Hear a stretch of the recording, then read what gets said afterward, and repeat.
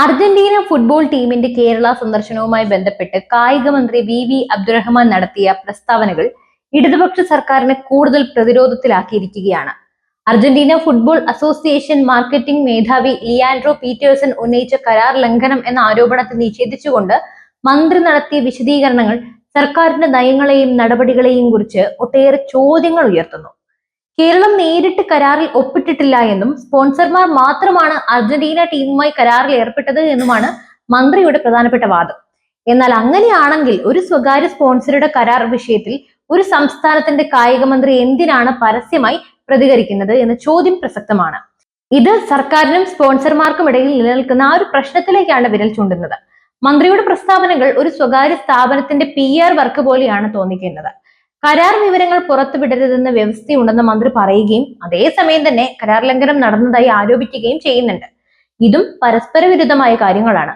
Leandro Pietersen കരാർ ലംഘിച്ചു എന്ന് മന്ത്രി ആരോപിക്കുമ്പോൾ ആ കരാറിന്റെ വിശദാംശങ്ങൾ പൊതുസമൂഹത്തിന് മുന്നിൽ വെളിപ്പെടുത്താൻ മന്ത്രി തയ്യാറാകുന്നില്ല. ഇത് ഈ വിഷയത്തെ കൂടുതൽ ദുരൂഹമാക്കുകയാണ്. സ്വകാര്യ താല്പര്യങ്ങൾക്കും രാഷ്ട്രീയ താല്പര്യങ്ങൾക്കും മുൻഗണന നൽകുന്നു.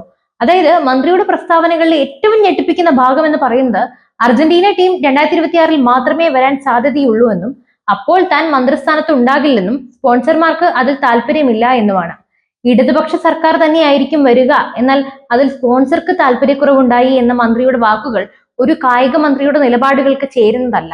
ഒരു മന്ത്രി എന്ന നിലയിൽ വ്യക്തിപരമായ നേട്ടങ്ങളെക്കാൾ ഉപരി സംസ്ഥാനത്തിന്റെ കായിക മേഖലയുടെ വളർച്ചയ്ക്കും പൊതു താല്പര്യങ്ങൾക്കും വേണ്ടിയാണ് അദ്ദേഹം നിലകൊള്ളേണ്ടത്. എന്നാൽ മന്ത്രിയുടെ വാക്കുകൾ തന്റെ ഭരണകാലത്ത് മാത്രം ഈ നേട്ടം ഉണ്ടാകണമെന്നുള്ള ഒരു ധ്വനിയാണ് നൽകുന്നത്. ഇത് സർക്കാരിന്റെ പ്രതിച്ഛായയെ തന്നെ ബാധിക്കുന്നതാണ്. ഈ വിഷയത്തിൽ മുഖ്യമന്ത്രി പിണറായി വിജയൻ അതൃപ്തനാണെന്നും മന്ത്രിയിൽ നിന്നും വിശദീകരണം തേടുമെന്നും റിപ്പോർട്ടുകളുണ്ട്. മന്ത്രിയുടെ പ്രസ്താവനകൾ ഇടതുപക്ഷ സർക്കാരിന്റെ കൂട്ടായ തീരുമാനങ്ങളെക്കാൾ വ്യക്തിപരമായ താല്പര്യങ്ങൾക്കാണ് ഊന്നൽ നൽകുന്നതെന്ന് തോന്നൽ ഉണ്ടാക്കുന്നു. ഇത് സർക്കാരിന്റെ നയപരമായ തീരുമാനങ്ങളിലുള്ള വ്യക്തതക്കുറവിനെയാണ് സൂചിപ്പിക്കുന്നത്. നികുതിപ്പണം ഉപയോഗിച്ചുള്ള യാത്രയും ഉത്തരവാദിത്തമില്ലായ്മയും മെസ്സിയുമായി ബന്ധപ്പെട്ട് നടത്തിയ സ്പെയിൻ യാത്രയ്ക്ക് 13 ലക്ഷം രൂപ ചെലവായതിനെ കുറിച്ചുള്ള ചോദ്യങ്ങൾക്കും മന്ത്രി മറുപടി നൽകി. തന്റെ യാത്രയെ ന്യായീകരിക്കാൻ മറ്റ് സംസ്ഥാനങ്ങളിലെ മന്ത്രിമാരുടെയും പ്രധാനമന്ത്രിയുടെയും വിദേശ യാത്രകളെ അദ്ദേഹം താരതമ്യം ചെയ്തു. എന്നാൽ നികുതിദായകരുടെ പണം ഉപയോഗിച്ച് നടത്തുന്ന ഓരോ യാത്രയ്ക്കും കൃത്യമായ കണക്കും ഉത്തരവാദിത്തവും ഒരു മന്ത്രിക്ക് ഉണ്ടായിരിക്കണം. അത് നൽകുന്നതിന് പകരം മറ്റ് നേതാക്കളെ ഉദാഹരിച്ച് തടി തപ്പാൻ ശ്രമിക്കുന്നത് ഇടതുപക്ഷ സർക്കാരിന്റെ സുതാര്യത എന്ന അവകാശവാദത്തിന് വിരുദ്ധമാണ്.